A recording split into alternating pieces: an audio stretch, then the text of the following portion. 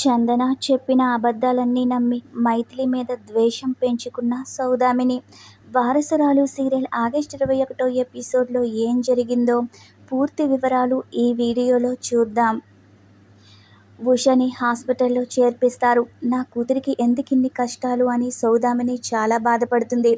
ఉష పరిస్థితి చూసి సౌదామిని ఏడుస్తూ ఉంటే ఉషకేమీ కాదు అని కైలాస్నాథ్ ధైర్యం చెప్తాడు. మీరు ఉన్నంత ధైర్యంగా నేను ఉండలేకపోతున్నాను. ఇన్నాళ్ళు ఉష మామూలు మనిషి కాకపోయినా దాన్ని కళ్ళల్లో పెట్టుకుని చూసుకుంటూ వస్తున్నాను. ఈరోజు ఇంత పెద్ద దారుణం నుంచి నేను కాపాడుకోలేకపోయానని సౌదామిని ఏడుస్తుంది. మొట్టమొదటిసారి ఒక తల్లిగా నేను ఓడిపోయాననిపిస్తుందని సౌదామిని బాధపడుతుంది. ఉషకి ఏమీ కాదని సాకేత్, హరిశ్చంద్ర అందరూ ధైర్యం చెప్తారు. ఇక అప్పుడు కైలాస్నాథ్ మాట్లాడుతూ, ఉషకి ఇంట్లో ఏదో మెడిసిన్ తాగించాను అన్నావు కదా, ఏంటి అని అడుగుతాడు.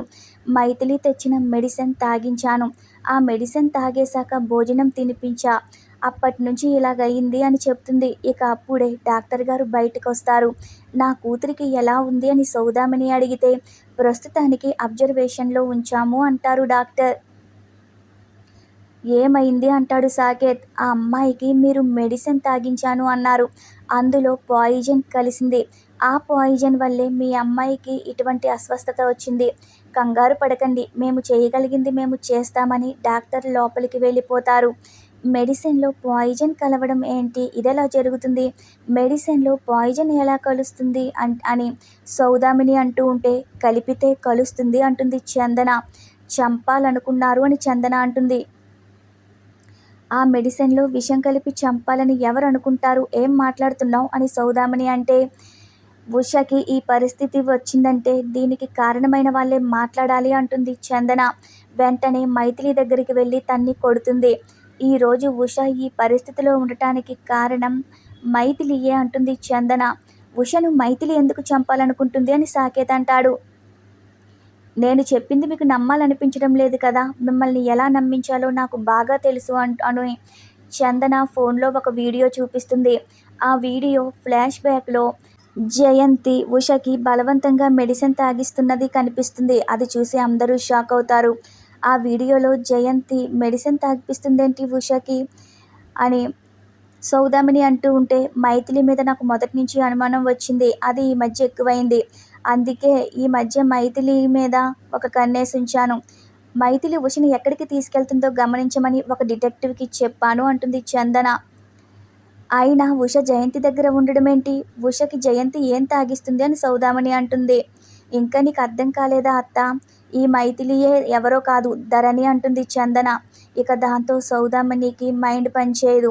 కావాలంటే నువ్వే అడుగు అంటుంది చందన.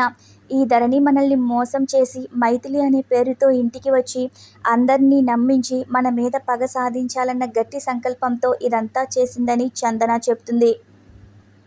మన ఇంట్లో బలంగా పాతుకుపోవడానికి బావని మోసం చేసి పెళ్లి చేసుకుంది.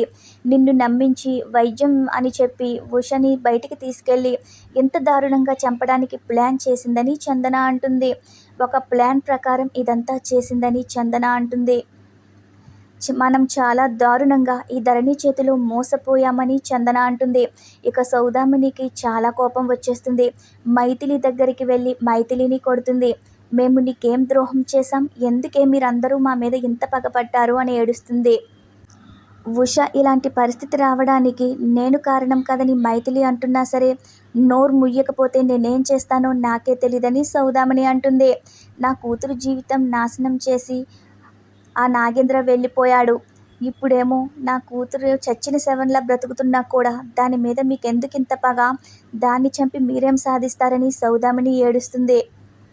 దాన్ని చంపే బదులు నన్నే చంపేయొచ్చుగా అని సౌదామిని చాలా ఏడుస్తుంది. పాపం నా కూతురు, అభంశుభం తెలియని దాని మీద మీ ప్రతాపం ఏంటి అంటుంది సౌదామిని. ఎందుకీ ప్రతీకారం అంటుంది.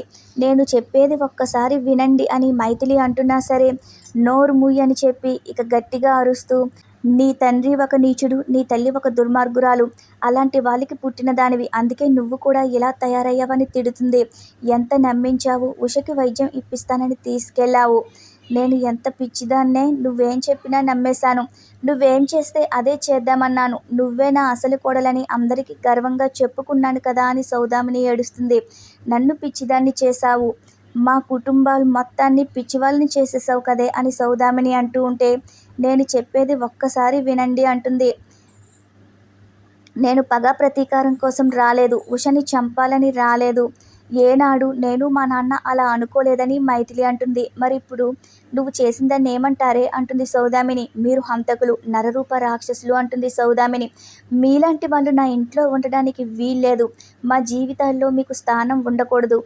మా కళ్ళెదురుగా నిలబడే అర్హత మీకు లేదు అని సౌదామిని బలవంతంగా మైథిలిని లాక్కెళ్తూ ఉంటుంది. అత్తయ్య, మీరంటే నాకెంతో ఇష్టం. మిమ్మల్ని కలుసుకోవాలని, మీతో కలిసి బ్రతకాలని మా నాన్న ఎంతో తపన పడుతున్నాడు. మేమెందుకు ఉషకి అలా విషం కల్పిస్తాము? మేమటువంటి పని చేయము. అసలు ఆ మెడిసిన్లో పాయిజన్ ఎలా కలిసిందో నాకు నిజంగా తెలీదని మైథిలి చెప్తూ ఉంటుంది. నేను నీ మాట ఎలా నమ్ముతాననుకుంటున్నావని బలవంతంగా బయటికి గెంటేస్తుంది సౌదామిని. నిజాలు తెలుసుకోకుండా అంత ఆవేశపడొద్దని హరిశ్చంద్ర అంటూ ఉంటే, ఇంకా ఏం నిజాలు తెలుసుకోవాలి? చందన చూపించిన వీడియోలో స్పష్టంగా తెలుస్తుందిగా అంటుంది సౌదామిని.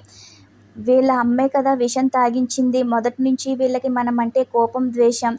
ఇలాంటి దారుణం చేయడానికి కూడా దిగజారారంటే వీళ్ళు మనుషులు కాదని సౌదామిని దీన్ని నా కళ్ళ ముందు నుంచి వెళ్ళి పొమ్మనండి బలవంతంగా బయటికి గెంటేసి లోపలికి వెళ్ళిపోతుంది. ఇక సౌదామిని వెనకాలే హరిశ్చంద్ర, సాకేత్ కూడా వెళ్ళిపోతారు. మైథిలి ఏడుస్తూ రోడ్డు మీద ఒంటరిగా నడుచుకుంటూ వెళ్తుంది. ఇంతటితో ఈ ఎపిసోడ్ పూర్తవుతుంది. రేపటి ఎపిసోడ్లో మళ్ళీ కలుద్దాం.